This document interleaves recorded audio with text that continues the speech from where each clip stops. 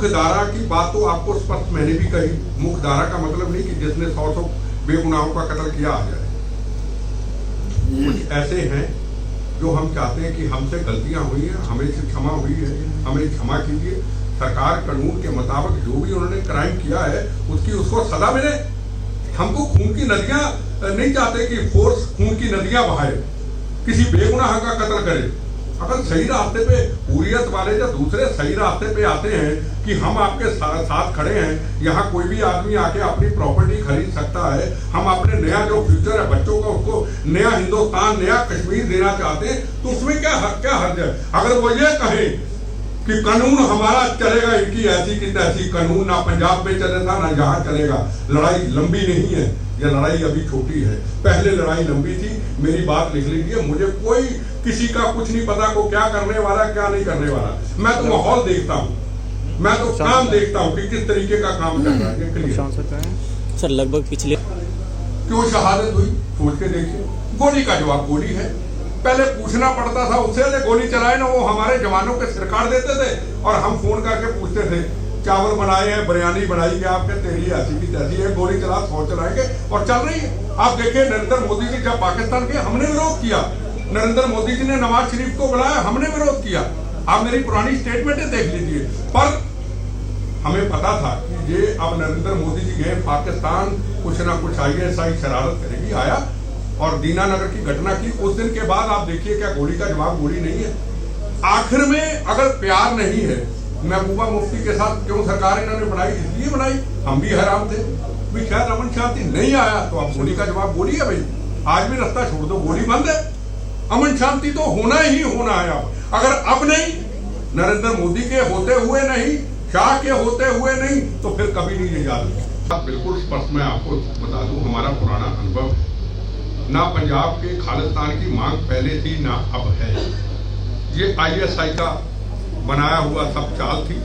विदेशों में कुछ लोग बैठे हुए 100 होंगे 50 होंगे खालिस्तान की बात करते हैं। और मैं आपको गारंटी से कह देता हूं और अपना एक्सपीरियंस बता देता हूं कि हमने खालिस्तान बनने दिया? खालिस्तान ना बनने दिया, ना बनने देंगे, ना बनेगा। अगर बनेगा तो पहले की तरह गंदी हनेरी की तरह हमारी लाशों के ऊपर से पहले की तरह निकल जाएगा। ये आपको गारंटी देता हूं। और उदाहरण आपके सामने है। उदाहरण चीफ मिनिस्टर सरदार बेअंत सिंह है, उदाहरण और लोग हैं। गारंटी है तो गारंटी है। खालिस्तान का तो नामो निशान है ही नहीं। ये तो एक चर्चा है खालिस्तान बनेगा। पंजाब का हर युवक जो है, हर व्यक्ति खालिस्तान होना चाहता है। कहीं ना कहीं जो ये चलती रहेगी, उनको हमारे पे असर नहीं। और मैं मीडिया को भी हाथ जोड़ के रिक्वेस्ट करूंगा कि अगर ऐसी कोई एकदम, जैसे अमृतसर में अभी शहीदी दिवस मनाया गया, 10 लोग खालिस्तान के नारे लगाने वाले, पूरी दुनिया के हिंदू मुस्लिम सिख ईसाई वहां नमस्कार करने वाले, तो खालिस्तान बन गया क्या? उसको कोई इतनी हवा देने की जरूरत नहीं है। ये मेरी गारंटी है। नहीं सूत आते, अगर ये सूत नहीं आते, जैसे गोगोई ने किया था ना, गोगोई ने जिसको सजा दी इन्होंने, मैं तो कहता हूं सरकार को वही फार्मूला अपनाना चाहिए। बुलेट प्रूफ गाड़ियां हो और सुंदर इनकी कुर्सियां आसपास बना दो, गाड़ियों में स्पेशल गाड़ियां बनाओ, जैसे बुलेट प्रूफ अभी बनाई है हमारी। इनको कुर्सियों पे बैठाओ, इनको बांधो और जहां जहां पत्थर चलते 4-4 पहले पत्थर इनको लगे, फिर गाड़ी को लगे, फिर हमारे चाहे जवान को लग जाए।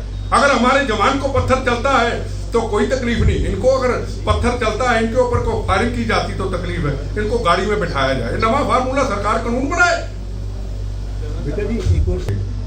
जैसे अभी 2-4 दिन में नाम नहीं लेना चाहूंगा, पुराने नेता हैं, सीनियर हैं, मैं उनके बारे में मुंह से ऐसा शब्द निकालूं, मेरी आदत नहीं है।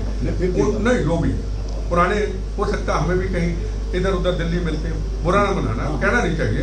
उनके बयान कल के सुन लो और उनके महबूबा के बयान, औरों के बयान।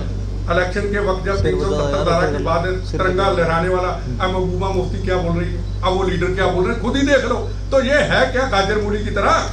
ये तो 3 महीने रुक जाए, इनके मुंह से तो आवाज नहीं निकलेगी। इनको मुझे कहने की जरूरत नहीं।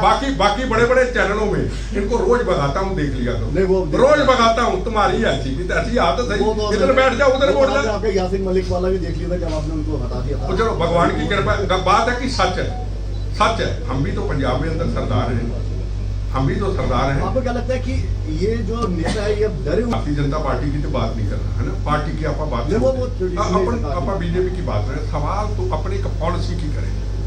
प्रथम राष्ट्र, चाहे वो राहुल गांधी जी हों, चाहे वो नरेंद्र मोदी जी हों, अगर प्रथम राष्ट्र आपकी पॉलिसी है आतंकवाद के खिलाफ। अब नरसिम्हा राव जी की सरकार थी, मैं भी उसमें था।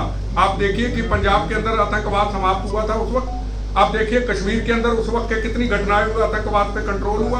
आप देखिए असम के अंदर कितना कंट्रोल हुआ नक्सलिज्म के ऊपर। सवाल पॉलिसी की है, सवाल पॉलिसी की। अगर पॉलिसी इनकी क्लियर है, मैं उनका भी जवाब देता हूं, कोई सवाल पूछना चाहिए। अगर पॉलिसी क्लियर है तो उसमें बिल्कुल आपको स्पष्ट कह दे कि ये पॉलिसी क्लियर है तो आतंकवाद समाप्त होना नहीं।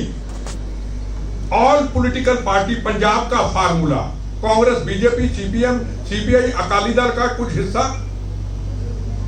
जैसे हम गांव में गए, गांव में लोग निकलते नहीं थे, पर हम हिंदू, मुस्लिम, सिख, ईसाइयों के तिरंगे झंडे को पकड़ करके, अनिल जी मेरे साथ होते थे उस वक्त, मेरे वहां के प्रेसिडेंट, हम गांव से निकलते थे, लोगों को निकालते थे, नारे लगाते थे, भारत मां के 4 सिपाही, हिंदू, मुस्लिम, सिख, ईसाई को चैलेंज नहीं करते थे, शहादतें देते थे। हमारे नौजवान निकले ना वोट सत्ता लेने के लिए, एमपी एमएलए बनने के लिए, मंत्री के लिए, तो सब आ गए। अरे अमन शांति के लिए क्या फोर्सेज के लिए मार खाएगी? क्या जवान शहीद होंगे?